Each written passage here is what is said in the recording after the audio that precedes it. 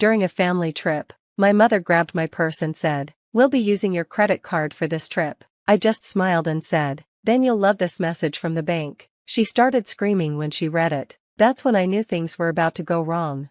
At the airport, my mom was standing there holding my purse like she'd just won something big. She had that smug look she always gets when she thinks she's in control. "We'll be using your credit card for this trip," she said, acting like she'd pulled off something clever. I just smiled, pulled out my phone, opened my banking app, and showed her the screen. "Then you're going to love this message from the bank." Her face went pale as she read the message. Then she started yelling. Let me explain. Growing up, saying no was never an option. If I refused, I'd be labeled as the selfish daughter who didn't care about her family. The guilt trips and constant calls would be endless. So, I agreed to the trip but made sure to book my own flight and hotel room. No sharing, and no way for them to touch my money. I was going, but I wasn't about to let them take advantage of me. My mother hated that. She whined and pouted but eventually seemed to let it go, or so I thought. At the airport, after we landed, I was already exhausted. I had spent the whole flight preparing myself for whatever nonsense my mom was about to pull, and right away, she made her move. She yanked my purse from my hands. "We'll be using your credit card for this trip," she said, looking all smug and proud of herself. But I didn't even flinch. I smiled, pulled out my phone, and showed her my banking app. Her eyes scanned the message, then read it again, and then she screamed. I had planned for this. A week before the trip, I called my bank and explained everything about how my mom would try to use my money. The bank rep was helpful. Together, we put security measures in place. My card was locked to my location, meaning any charges outside my area would be declined unless I approved them through my app. And to make sure, I set my daily spending limit to just $1. My mom stared at my phone, gripping my purse so tightly her knuckles went white. "What did you do?" she snapped. I just shrugged. Bank security. They thought it was suspicious that big charges were coming from somewhere I hadn't been yet. Her face twisted in anger. "Fix it now." But I was done. I checked into my hotel, proud of myself. My room was on a different floor than theirs, a choice I made on purpose. I needed space and some peace. The next morning, things got worse. I woke up to loud banging on my door. I looked through the peephole and saw my mom. Furious, I opened the door just a crack, keeping the chain locked. "What?" She shoved a crumpled paper through the gap. "The front desk says our card was declined. We can't check into our room. Fix it." I stared at her. "You didn't prepay?" She rolled her eyes. "Why would we? We planned to use your card, obviously." I almost laughed. Instead, I handed the paper back. "That sounds like your problem." She slammed her fist against the doorframe. "You think this is funny? Where are we supposed to sleep?" I shrugged. "Maybe you should have brought your own money." She completely lost it, screaming, threatening, blaming me for ruining the trip. But I realized something. My father was just as bad. He never stood up for me, never told her she was wrong. I shook my head. "Not my problem." And then I closed the door in her face. But she wasn't done. An hour later, my phone blew up with calls, texts, and voicemails. I ignored them all. Then came a knock on my door, a polite one this time. I looked through the peephole. It wasn't my mom or dad, it was hotel security. I sighed, already knowing what was coming. I opened the door. "What's the problem?" The security guy gave me a strained smile. "Your parents are at the front desk. They're saying you stole their money and left them stranded." I laughed. "You're joking, right?" He didn't laugh back. "They're insisting you let them stay in your room." "Oh, absolutely not." I crossed my arms. "Do they have proof I stole anything?" He hesitated. "Well, no, but..." I cut him off. "Then they're lying. I booked this room with my own money. They tried to steal from me, and now they're dealing with the consequences. Not my problem." He looked uncomfortable. "Look, I'm not trying to take sides, but they're saying they have nowhere else to go. The hotel is fully booked." I raised an eyebrow. "Still not my problem." Another voice spoke up. "She's right." The hotel manager appeared, a tired-looking woman with sharp eyes. "I checked the system. You paid for your room. Your parents didn't. If they can't pay, they'll have to leave." My mother's angry yelling echoed down the hall, and then, they were gone. But my mother wasn't finished. That night, I went to the resort bar to get a drink. I was starting to relax when my phone buzzed, an alert from my bank. Attempted login from an unrecognized device. My stomach dropped, then another alert, password reset requested. I felt a chill run down my spine. I rushed back to my room, locked the door, and opened my banking app. Just as I suspected, someone, I wonder who, was trying to hack into my account. I quickly changed everything, new password, added extra security steps, and turned on all alerts. Then I called my bank and put a fraud alert on my account. Finally, I sent my mother a text, "Nice try, hope you enjoy the rest of your trip." No response, but the next morning, my dad called. "She says you locked her out of the bank." I smiled. "No, I locked me out of the bank. She just happened to be trying to break in at the time." Silence, then he sighed. "You know how she gets." "Yeah," I said, "and I'm done with it." That was when I decided to stop playing defense. It was time to fight back. I spent my whole life letting my mother get away with her bad behavior. She'd lie, manipulate, and steal, always using the excuse that she was my mother and that family takes care of each other. But trying to break into my bank account, that crossed a line. So, I made a decision. I grabbed my laptop, logged into my accounts, and froze my credit. That meant no one could open new accounts in my name, not even me, without going through extra security steps. Then, I looked at my bank transactions and found something disturbing. My mother had already been stealing from me.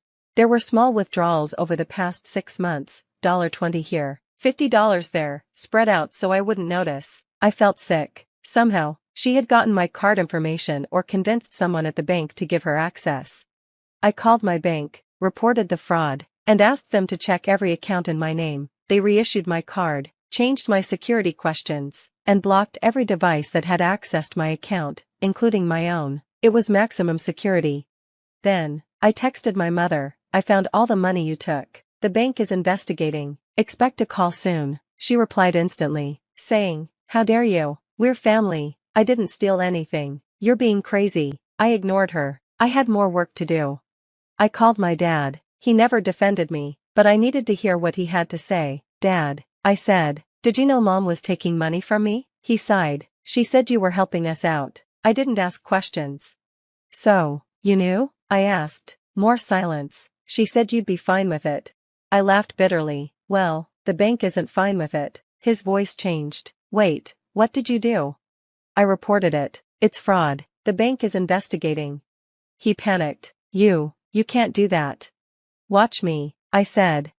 Then, things got worse. An hour later, my sibling called me. They were a few years younger, the golden child who never got treated like me. I hesitated before answering. "What?" I snapped. They sounded shaky. "She did it to me, too." "What?" I asked, shocked. I checked my account. She took money from me, a lot, hundreds, maybe more.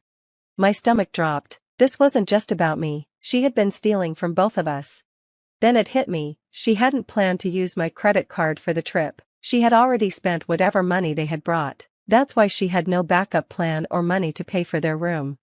But if she thought I was a problem, she had no idea what was coming, because my sibling was furious. Unlike me, they didn't take betrayal well, and that's when the real revenge started.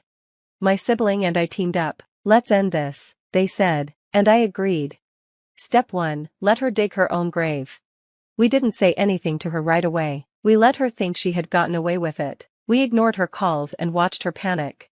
By the next day, she was desperate. She sent texts, blaming me for everything. "I am your mother. You owe me respect. This is your fault for abandoning us. We have no money because of you." Then she said something hilarious. "I called the bank and told them you made a mistake. They're going to unfreeze everything." I laughed. She had no idea the bank already knew she was lying. I had spoken to the fraud department personally. They were ready to stop her. But the best part? The real revenge was just beginning. Step 2, hit her where it hurts. While my mom kept blowing up my phone, my sibling was busy looking up her financial history. What they found was worse than we thought. Mom wasn't just bad with money, she was drowning in debt. Maxed out credit cards, late fees, personal loans. She was using our money to survive, not just for a vacation, and she had no idea we knew. So, we made a plan. Step 3, the trap. My sibling called her while I listened on speaker. "Mom," they said, their voice shaky like they were scared. "I don't know what to do. I just checked my account, and there's money missing, a lot of it." Mom jumped right into her fake caring mode. "Oh, honey, that's terrible. Are you sure you didn't spend it by accident?" My sibling played along. "No, I didn't. I think. I think someone stole from me. She acted all sweet. Oh, sweetie, don't worry, I'll help you figure it out. I had to cover my mouth to keep from laughing. She was still lying and pretending to be innocent. Then, my sibling dropped the bomb. Well, the bank is already investigating. They're tracking where the money went, so I guess we'll know soon. Silence. A long, awkward silence. Then, Mom's voice turned cold and angry. You didn't have to do that. Why not? My sibling asked, sounding all innocent. If it's just a mistake, they'll fix it, right? More silence. Then, you ungrateful little brat. Bingo. Step 4, the public meltdown. We were done being nice. My sibling went straight to the hotel manager and told her everything, the stolen money, the lies, the fraud. They even showed proof from our mom's texts. The manager was furious. Apparently, Mom had been causing trouble all week, complaining, yelling at staff, demanding free perks because she was a loyal guest. The manager was more than happy to handle her. Security found my mom at the pool, sipping a drink she couldn't afford, and when they asked her to leave, she completely lost it, screaming, crying, throwing things. She called the staff names, demanded to see the hotel owner, and even pretended to be sick for sympathy. But it didn't work. The manager said the magic words, "Ma'am, the police have been called." Mom went dead silent. She tried to run, actually tried to run, but security stopped her. My sibling looked her in the eye and said, "You did this to yourself." Step 5, the final blow. They kicked my mom out of the hotel and banned her. She was humiliated in front of everyone, and then, she had to figure out how to get home. My dad? He was done. After seeing how she tried to destroy both her kids, he finally snapped. He booked himself a separate flight home and left her stranded. She had no credit card, no money, no way to book a flight. And us? We enjoyed the rest of our vacation without her. The aftermath, when we got home, I followed up with the bank. They confirmed Mom had stolen thousands from both me and my sibling over the years. We pressed charges, and she got hit with fraud charges. The court made her pay back every penny. When she couldn't, they froze her accounts. She lost everything. She called me crying, begging for help. I blocked her number. Now, years later, my sibling and I are doing great. We have real financial security. We take vacations we actually pay for. And Mom? She's still drowning in debt, blaming everyone but herself.